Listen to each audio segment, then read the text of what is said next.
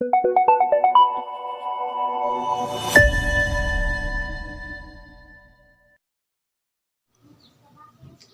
Friends, आपका स्वागत है हमारे छोटे से यूट्यूब चैनल में पीजी एजुकेटर। आज हम स्टार्ट करने वाले हैं 11th साइंस का बायोलॉजी का फर्स्ट चैप्टर, जिसका नाम है लिविंग वर्ल्ड। तो सबसे पहले हम शुरुआत करते हैं बायोलॉजी के इंट्रोडक्शन से।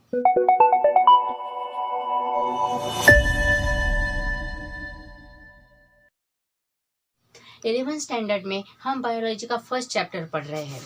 और बायोलॉजी आपको पता है, आप 7th स्टैंडर्ड से जानते हैं कि बायोलॉजी एक साइंस की ब्रांच है।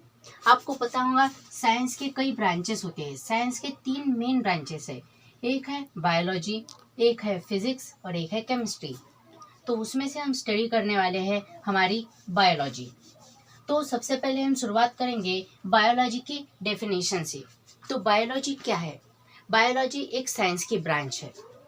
It is the branch of a science that deals with the study of life and living organism. यानी बायोलॉजी एक साइंस की ऐसी ब्रांच है जिसमें हमारी लाइफ और हम यानी हम लिविंग ऑर्गेनिज्म इनकी स्टडी की जाती है, उसे ही हम बायोलॉजी कहते हैं। और बायोलॉजी वर्ड 2 ग्रीक वर्ड से बना है। वो 2 ग्रीक वर्ड्स है बायोस और लॉगस। बायोस और लॉगस ये दोनों ग्रीक वर्ड है जिससे बायोलॉजी बना है। बायोलॉजी, इन दोनों के मीनिंग कुछ अलग अलग होते हैं। जैसे बायोस का मीनिंग होता है लाइफ और लॉगस का मीनिंग होता है स्टडी। तो bios plus logos is equals to biology, that is life plus study is equals to biology. यानी लाइफ की स्टडी जहाँ की जाती है उसे ही हम बायोलॉजी कहते हैं। तो चलिए आज हम हमारे फर्स्ट चैप्टर लिविंग वर्ल्ड को स्टार्ट करते हैं। आप सभी को पता होगा कि इस दुनिया में बहुत सी चीज़ें हैं, जैसे कि यह है हमारी अर्थ। इस अर्थ पे हम तो रहती है, लेकिन साथ ही बहुत सारे प्लांट्स और अदर एनिमल्स भी रहते हैं, जिसमें यूनिसेल्युलर है, कुछ मल्टी सेल्युलर है। तो हमें इन सब का स्टडी करना है। तो इन सब की स्टडी करने के लिए हमें उन्हें क्लासिफाई करना पड़ेगा। आप 10th स्टैंडर्ड में सीख चुके हैं कि हमने किंगडम एनिमलिया को पहले सब किंगडम, फिर फाइलम, सब फाइलम, क्लास, ऑर्डर इनमें डिवाइड किया था। लेकिन यह बहुत दूर की बात है। 7th स्टैंडर्ड में हमने एक बेसिक कंसेप्ट सीखा था। 7th स्टैंडर्ड में हमने बेसिक कंसेप्ट सीखा था, वो था फैक्टर, बायोटिक और अबायोटिक फैक्टर। बस वही कंसेप्ट हम इस चैप्टर में सीखने वाले हैं। इस पूरे अर्थ पर जितनी भी चीज़ें हैं वो या तो बायोटिक है या अबायोटिक है। अब अबायोटिक हम सीखेंगे क्लासिफिकेशन। हम सीखने वाले हैं सिंपल क्लासिफिकेशन। सिंपल क्लासिफिकेशन जिसमें फर्स्ट पॉइंट आता है बायोटिक। बायोटिक फैक्टर्स यानी ऑल लिविंग ऑर्गेनिज्म, फिर चाहे वो कोई चीज़ हो या ऑर्गेनिज्म, वो बायोटिक यानी लिविंग। और सेकेंड आता है अबायोटिक। अबायोटिक और बायोटिक फैक्टर्स हम 7th स्टैंडर्ड से सीखते आ रहे हैं। बायोटिक फैक्टर्स यानी ऑल लिविंग फैक्टर्स, जैसे कि हम है, एनिमल्स है, प्लांट्स है, अदर एक्वाटिक एनिमल्स है। और अबायोटिक यानी नॉन लिविंग यानी माउंटेन्स, ये पेन नॉन लिविंग है, ये बोट नॉन लिविंग है, ये कपड़े नॉन लिविंग है, लेकिन हम लिविंग है। तो ये हो गया नॉन लिविंग, यानी बायोटिक फैक्टर लिविंग और अबायोटिक नॉन लिविंग। अब आप दुनिया की कोई भी चीज़ लीजिए, जैसे कि मैं लेता हूँ ये पेन या तो बायोटिक रहेगा या अबायोटिक, लेकिन रहेगा इन दोनों में से ही। तो ये है अबायोटिक यानी नॉन लिविंग। जैसे कि ये बोर्ड, ये भी अबायोटिक यानी नॉन लिविंग, लेकिन मैं लिविंग हूँ, इसलिए मैं बायोटिक हूँ। तो बस यही कंसेप्ट हमें इस स्लाइड में देखना था। तो आप इस सभी को अभी कॉपी कर लीजिए। तो अब हम देखने वाले हैं some basic principles of life. इस चैप्टर में लिविंग वर्ल्ड में हमारा नेक्स्ट टॉपिक है कुछ बेसिक प्रिंसिपल्स, यानी हमारे लाइफ से रिलेटेड। तो उसमें फर्स्ट प्रिंसिपल है कि living being once produce new born, यानी जो लिविंग ऑर्गेनिज्म है, लिविंग ऑर्गेनिज्म हम हैं। तो ह्यूमन प्रोड्यूस करता है यानी रिप्रोड्यूस करता है। आपने 10th स्टैंडर्ड में रिप्रोडक्शन ये पार्ट सीखा होगा। रिप्रोडक्शन करता है, प्री एग्जिस्टिंग बोर्न एक न्यू बोर्न को जन्म देता है, जैसे कि ह्यूमंस बच्चे को पैदा करते हैं, ठीक उसी तरह। तो living being once produce new born have to survive. अब बच्चा पैदा तो हो गया, तो न्यू बोर्न आ गया, लेकिन उसे सर्वाइव होना पड़ेगा, उसे इस इन्वायरमेंट में जगह मिलनी है ना, इसलिए उसे सर्वाइव करना पड़ेगा। तो to survive they needs energy. Survive करने के लिए हमें एनर्जी की तो ज़रूरत होगी ही। एनर्जी की ज़रूरत हर एक ऑर्गेनिज्म को होती है। तो to survive they needs energy. For energy they perform metabolism perform करते हैं। मेटाबॉलिज्म एक लिविंग प्रॉपर्टी है, जिसके बारे में हम आगे विस्तार से पढ़ेंगे। मेटाबॉलिज्म, अब मेटाबॉलिज्म जो होता है वो दो टाइप का होता है। एक होता है एनाबॉलिज्म और सेकंड होता है कैटाबॉलिज्म। अब एनाबॉलिज्म क्या है? एनाबॉलिज्म यानी मेकिंग ऑफ न्यू मॉलिक्यूल और कैटाबॉलिज्म यानी ब्रेकिंग ऑफ मॉलिक्यूल। अब मॉलिक्यूल यानी क्या? तो मॉलिक्यूल यानी एनर्जी मॉलिक्यूल। आपने 10th स्टैंडर्ड में देखा होगा कि हमारे सेल होती है, उसमें ग्लूकोज से हमें एनर्जी मिलती है, लेकिन उसमें 3 प्रोसेस होते हैं। फर्स्ट होती है ग्लाइकोलिसिस, सेकंड होती है क्रेब्स साइकिल जिसे हम सीटी साइकिल भी कहते हैं, और आखिरी में होता है इलेक्ट्रॉन ट्रांसफर चेन रिएक्शन। इसमें हमें एटीपी मॉलिक्यूल्स मिलते हैं NADH2 एंड FADH2 से, बस वही सेम प्रोसेस। तो हमने इसमें क्या देखा? Basic principle of life, living being once produce, second the once new born have to survive, उसे जीना है, जीने के लिए वो उसे एनर्जी चाहिए, एनर्जी के लिए वो मेटाबॉलिज्म परफॉर्म करेगा। अब मेटाबॉलिज्म क्या है? मेटाबॉलिज्म एक एनर्जी एल्डिंग प्रोसेस है जिससे हमें एनर्जी मिलती है। मेटाबॉलिज्म के 2 टाइप्स हमने देखे, एनाबॉलिज्म एंड कैटाबॉलिज्म। एनाबॉलिज्म में एटीपी मॉलिक्यूल्स बनते हैं यानी एनर्जी क्रिएट होती है, और कैटाबॉलिज्म में मॉलिक्यूल्स, एनर्जी मॉलिक्यूल्स यानी एटीपी मॉलिक्यूल्स ये टूटते हैं यानी ब्रेक होते हैं। तो बस इतना ही हमें देखना था फर्स्ट प्रिंसिपल ऑफ लाइफ में, तो आप इसे कॉपी कर लीजिए। तो आगे हम देखने वाले हैं बेसिक प्रिंसिपल ऑफ लाइफ का सेकंड और थर्ड पॉइंट। तो सेकंड पॉइंट है कि फ्रॉम बर्थ, हमारी बर्थ हो गई, अब उसके आगे क्या होगा? उसके आगे आपको पता है ग्रोथ ही होंगी। तो from birth organism growth starts from inside. हमारी ग्रोथ होती है यानी क्या होता है कि नंबर ऑफ सेल इंक्रीज होती है और नंबर ऑफ मास इंक्रीज होता है। आपको मास तो पता ही होगा, amount of matter present in the object, यानी हम में जो मैटर है, हमारे अंदर के जो बोन्स है, जो ब्लड है, वो मैटर है यानी वो मास है। और जब मास इंक्रीज होता है और साथ ही साथ सेल्स इंक्रीज होती है तब ग्रोथ होती है। तो हमारी ग्रोथ अंदर से स्टार्ट होती है। लेकिन एक्सटर्नल ग्रोथ ये भी एक टाइप है। ग्रोथ के 2 टाइप है, internal and external growth. External growth show करते हैं पोल्डर्स एंड सैंड माउंट्स, यानी आपको पता होगा रेत, रेगिस्तान में एक रेत होती है तो वो भी ग्रोथ करती है। वो नॉन लिविंग है, मैं नहीं कहता कि वो लिविंग है, वो नॉन लिविंग है, लेकिन फिर भी ग्रोथ होती है। लेकिन वो कौन सी ग्रोथ होती है? वो ग्रोथ होती है external growth. External growth due to the deposition of a material on the object, यानी कोई मटेरियल लगातार आके जमा हो रहा है कोई ऑब्जेक्ट पे, इसलिए उस ऑब्जेक्ट की एक्सटर्नल ग्रोथ होगी।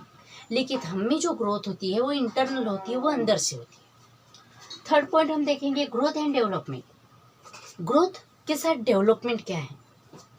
Do not have unlimited time spawn, यानी हमारी ग्रोथ और डेवलपमेंट को अनलिमिटेड टाइम स्पॉन नहीं है, यानी हम अनलिमिटेड टाइम तक बढ़ नहीं सकते। ह्यूमंस की ग्रोथ एक फिक्स्ड एज होती है, 22 साल या फिर 20 साल, ऐसी कोई एज होती है जब तक हम ग्रोथ होती है, लेकिन उसके बाद हमारी ग्रोथ नहीं होती। हाँ, प्लांट्स की ग्रोथ ज़रूर होती है। प्लांट्स की ग्रोथ अपनी पूरे लाइफ में प्लांट्स ग्रो करते जाते हैं, लेकिन हम वैसा नहीं करते। और हम देख रहे हैं लाइफ के बेसिक प्रिंसिपल जो हमसे रिलेटेड है, तो इसलिए हमारे लिए ग्रोथ और development do not have unlimited time spawn.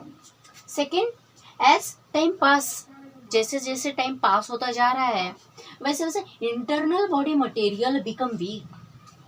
Internal body material, समझिए इंटरनल बॉडी मटेरियल में यानी हमारे बॉडी के अंदर क्या है, हमारे बॉडी के अंदर बोन्स है, ब्लड है और भी कुछ ऑर्गन्स हैं।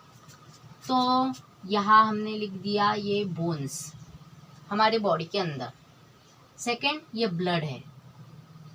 अब ये सारी जो है बोन्स और ब्लड ये वीक होने लगते हैं जैसे जैसे टाइम पास होता है, इसीलिए जैसे जैसे हमारी एज बढ़ती जाती है वैसे हम वीक होने लगते हैं। आपने आपके घर में देखा होगा, आपके ग्रैंडफादर या ग्रैंडमदर होंगे तो उनका एज मोर देन 50 ईयर्स हो गया तो उनके बोन्स दुखने लगते हैं और वो बहुत कमज़ोर हो जाती है। तो बस वही है ये।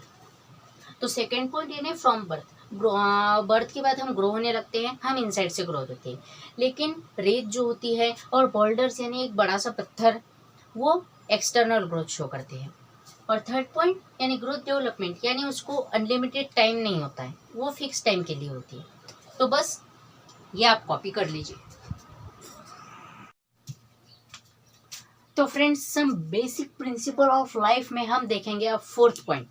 तो फोर्थ पॉइंट है फॉर कंटिन्यूएशन ऑफ लाइफ, यानी लाइफ की कंटिन्यूएशन के लिए। यानी हमने बर्थ ले ली, बर्थ लेने के बाद हमने सर्वाइव होने के लिए मेटाबॉलिज्म से एनर्जी भी मिला ली, फिर हम ग्रो होने लगे, ग्रोथ के बाद हमने देखा था डेवलपमेंट, और अब है फॉर कंटिन्यूएशन ऑफ लाइफ, यानी हमारे लाइफ के कंटिन्यूएशन के लिए, यानी आगे बढ़ने के लिए हमें रिप्रोड्यूस करना पड़ता है। यानी pre existing organisms produce young one, pre existing organism produce young one called reproduction. आपने 10th स्टैंडर्ड में सीखा होगा कि रिप्रोडक्शन में हम pre existing organism new organism को बर्थ देता है। और रिप्रोडक्शन के दो टाइप होते हैं, एक होता है सेक्सुअल रिप्रोडक्शन और एक होता है असेक्सुअल रिप्रोडक्शन। सेक्सुअल रिप्रोडक्शन में जीमेट्स फर्टिलाइजेशन प्रोसेस होती है और असेक्सुअल रिप्रोडक्शन में बर्डिंग, फ्रैगमेंटेशन और प्लेनेरिया, रीजनरेशन, ऐसे बहुत से टाइप्स हमने देखे थे। तो ये हो गया fourth point for continuation of life, यानी रिप्रोडक्शन करता है ऑर्गेनिज्म। फिफ्थ पॉइंट में हम देखेंगे कि डेथ। अब ये तो नेचर का नियम है, it is a principle of nature that every organism that birth on earth it must be die, उसे मरना ही पड़ेगा, एक ना एक दिन उसे मरना ही पड़ेगा।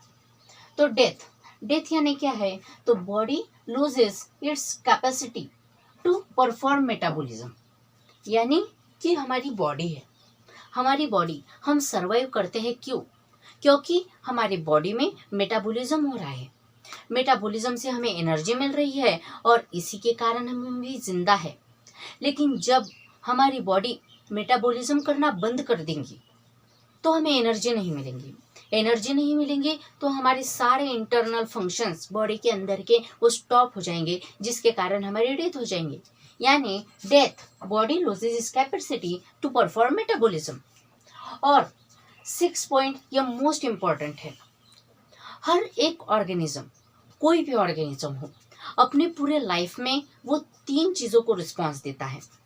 वो 3 चीज़ें हैं, all organism response to thermal, chemical and biological changes, thermal changes, chemical changes and biological changes.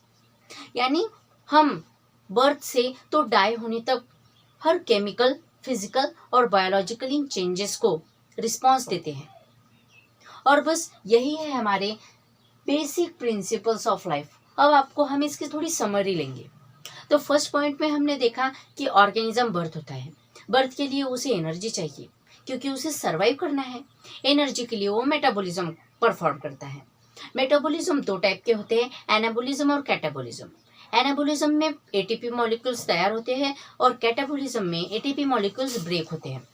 Second यानी बर्थ होने के बाद ग्रोथ करता है ऑर्गेनिज्म, वो भी इंटरनल ग्रोथ। लेकिन जो नॉन लिविंग ऑर्गेनिज्म यानी नॉन लिविंग ऑब्जेक्ट होते हैं वो एक्सटर्नल ग्रोथ शो करते हैं, उसके हमने कुछ एग्जांपल्स भी देखे थे। Third point growth and development, यानी ग्रोथ के बाद जो हमारी डेवलपमेंट है उसे अनलिमिटेड टाइम स्पॉन नहीं होता, वो लिमिटेड होती है, एक सर्टेन एज तक ही हम ग्रोथ कर सकते हैं। फोर्थ पॉइंट हमने देखा फॉर कंटिन्यूएशन ऑफ लाइफ, हम रिप्रोडक्शन करते हैं। 5th पॉइंट में हमने देखा कि हमारी डेथ होती है। डेथ यानी मेटाबॉलिज्म की प्रॉपर्टी हम लॉस कर देते हैं, मेटाबॉलिज्म बंद हो जाता है। और 6 देखा कि हम अपने पूरे लाइफ में 3 चीज़ों को रिस्पॉन्स देते हैं, thermal changes, chemical changes and biological changes. तो बस इस स्लाइड में हमें इतना ही देखना था, आगे हम बहुत सी इंटरेस्टिंग बातें सीखेंगे। तो आप इस सभी को कॉपी कर लीजिए।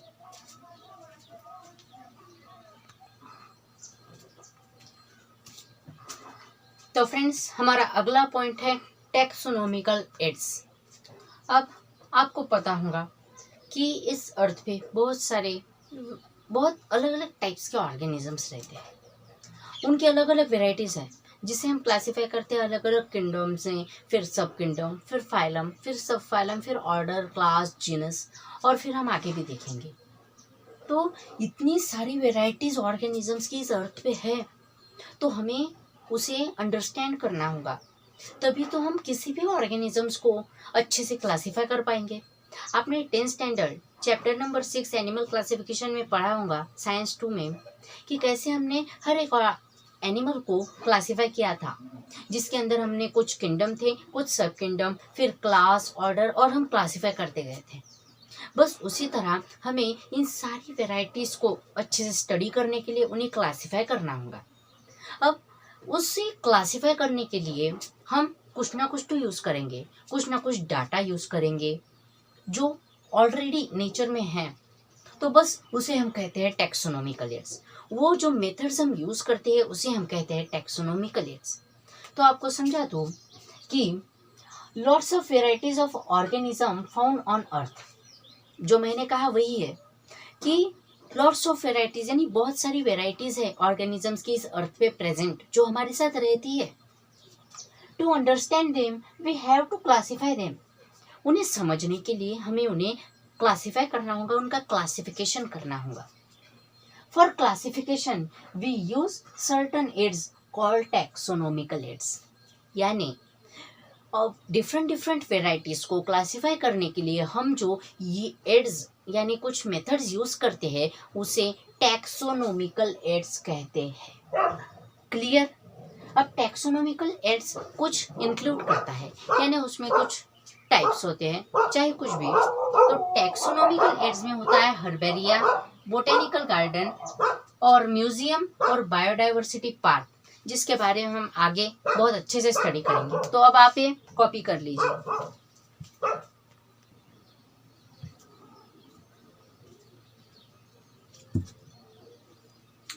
तो हमारा अगला पॉइंट है हर्बेरियम, जो कि एक टैक्सोनॉमिकल एड है। आपको पता है टैक्सोनॉमिकल एड क्या होते हैं, जिसे हम यूज करते हैं वेराइटीज ऑफ ऑर्गेनिजम्स को क्लासीफाई करने के लिए। तो first herbarium. Herbarium is the word made by Pitton D. Turnford in Elements book। अब इसका मतलब क्या होता है कि एलिमेंट्स एक बुक है। इस बुक में पिटॉन डी टर्नफोर्ड एक साइंटिस्ट है, उन्होंने हर्बेरियम ये वर्ड बनाया है। हर्बेरियम इस सिंगुलर फॉर्म में है और हर्बेरिया ये प्लूरल फॉर्म होता है, यानी अनेक वचन। It is essential a dry plant specimen that is pressed, treated and mounted on standard size card sheet for preserving it। इस सेंटेंस में हर्बेरियम का पूरा मतलब आपको मिलेगा। आप फिर से पढ़िए। It is a dried plant specimen that is pressed, treated and mounted on standard size card sheet for preserving it। यानी ये प्लांट से रिलेटेड है। प्लांट को पहले क्या किया जाता है? प्रेस्ड।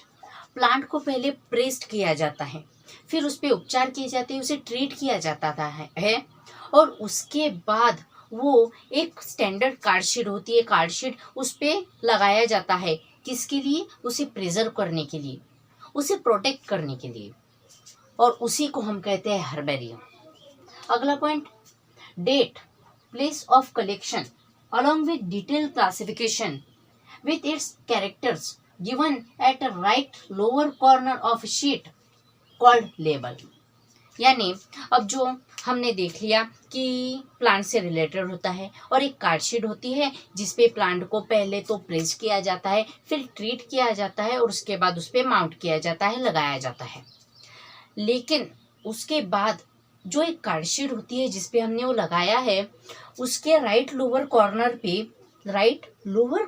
पे उस प्लांट कहाँ से कलेक्ट किया गया है, उसकी डेट ऑफ कलेक्शन क्या है, उस प्लांट के पूरे कैरेक्टर्स और उसका क्लासिफिकेशन क्या है। आपको क्लासिफिकेशन पता होगा, 9th स्टैंडर्ड में चैप्टर नंबर 6 में आपने पढ़ा था क्लासिफिकेशन ऑफ प्लांट, यानी किंगडम प्लांटिया, उसका क्लासिफिकेशन क्रिप्टोगैमस और फिंड्रोगैमस, फिर हमने क्रिप्टोगैमस को थैलोफाइटा, पेरिडोफाइटा और ब्रायोफाइटा में डिवाइड, ऐसे पूरा क्लासिफिकेशन राइट लोअर कॉर्नर पे दिया होता है, उसे हम कहते हैं लेबल। और one of the effective taxonomical tool, ये हर्बेरियम क्या है, ये herbarium one of the effective taxonomical aid है, यानी इसकी मदद से हम प्लांट को अच्छे से क्लासिफाई कर सकते हैं। तो हमने पहले देखा कि हर्बेरियम पिट्टोन डी टर्नफोर्ड साइंटिस्ट है, उन्होंने एलिमेंट्स बुक में बनाया है। हर्बेरियम ये सिंगुलर फॉर्म है और हर्बेरिया ये प्लूरल फॉर्म है। उसके बाद हमने देखा कि प्लांट को पहले प्रेस किया जाता है, फिर ट्रीट किया जाता है और फिर एक कार्डशीट पे माउंट किया जाता है।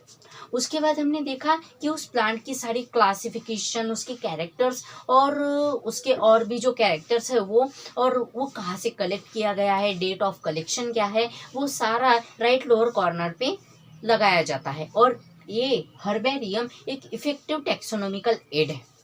जैसे मैंने यहाँ आपको समझने के लिए बताया है कि ये है कार्डशीट।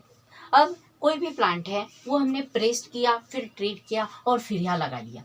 जैसे कि मैं कोई भी प्लांट ले लेता हूँ, अब यहाँ पे ये प्लांट हमने इस पे माउंट कर दिया। ये क्या है, ये कार्डशीट है, या हमने ये प्लांट माउंट कर दिया। और इसका राइट लोअर कॉर्नर यानी राइट साइड का और लोअर कॉर्नर ये यहाँ लेबल होता है, इस पे पूरी क्लासिफिकेशन दी होती है, उसके कैरेक्टर्स दिए होते हैं। तो अगले पॉइंट पे हम देखेंगे सेकेंड टैक्सोनॉमिकल एड। बाकी अब आप इसे कॉपी कर लीजिए।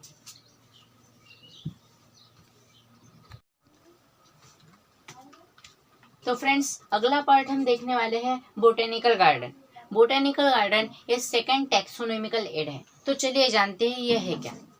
तो botanical garden, these are the places where plants of different varieties are collected from different parts of the world and are grown systematically and scientifically in a in vivo manner।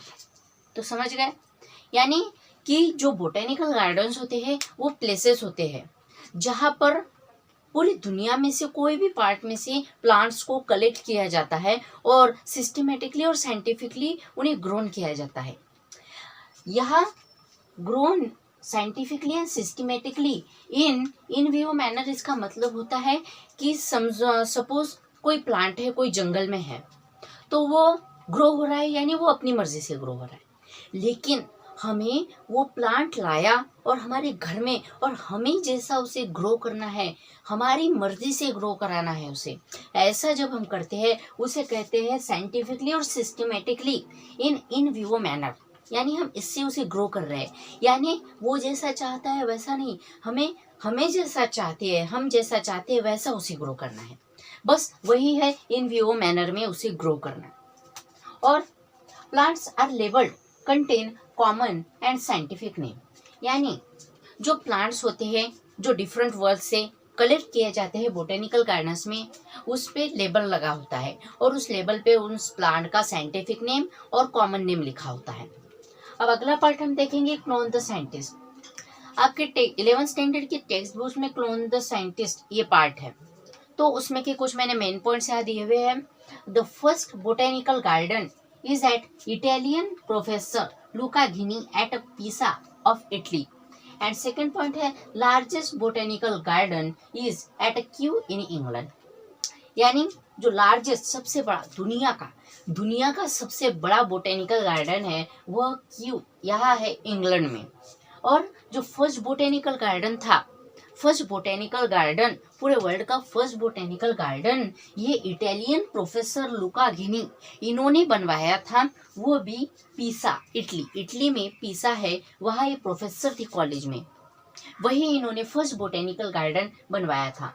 और largest botanical garden, इसके बारे में आपके text book में और भी कुछ बातें हैं कि लार्जेस्ट बोटेनिकल गार्डन की इन इंग्लैंड, इसे लार्जेस्ट इसलिए कहा गया है क्योंकि यहाँ more than 7 million herbaria and more than 30 million plant specimen यहाँ मौजूद है, इसलिए लार्जेस्ट बोटेनिकल गार्डन है। तो फ्रेंड्स, इस वीडियो हमें इतना ही देखना है। आगे का चैप्टर हम अगले पार्ट में देखेंगे। तो प्लीज़ कमेंट सेक्शन में हमें बताइए कि वीडियो कैसा लगा, और लाइक, शेयर और हाँ, चैनल को सब्सक्राइब करना कभी मत भूलना। तो चलते हैं, अगली वीडियो में मिलेंगे।